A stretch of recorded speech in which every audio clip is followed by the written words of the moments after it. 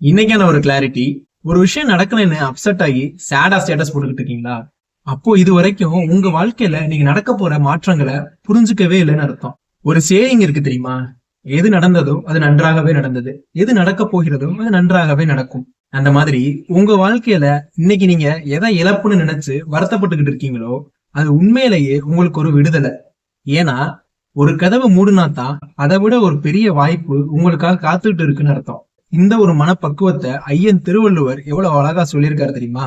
இடுக்கண் வருங்கால் நகுக அதனை அடுத்தூறுவது அக்தோப்பதில்லை. உங்களுக்கு ஒரு கஷ்டம் வரும்போது அதை நினைச்சு கலங்காதீங்க, அதை பார்த்து ஒரு சிரிப்பு சிரிங்க. ஏன்னா அந்த துன்பத்தை ஜெயிக்கிறதுக்கு அதை தைரியமா எதிர்கொள்ற இந்த புன்னகையை விட பெரிய ஆயுதம் எதுவுமே இல்லை. ஆனா இங்க என்ன நடக்குது?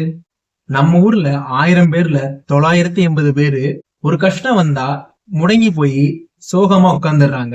ஆனா மீதமுள்ள அந்த 20 பேர் மட்டும் எதுவுமே நடக்காத மாதிரி சிரிச்சுக்கிட்டு தன்னோட அடுத்த வாய்ப்புகளை தேடி ஓட ஆரம்பிச்சிடுறாங்க. நீங்க சொல்லுங்க, அந்த 980 பேர் கூட்டத்துல இருக்க போறீங்களா, இல்ல அந்த 20 பேர்ல ஒருத்தரா ஜெயிக்க போறீங்களா?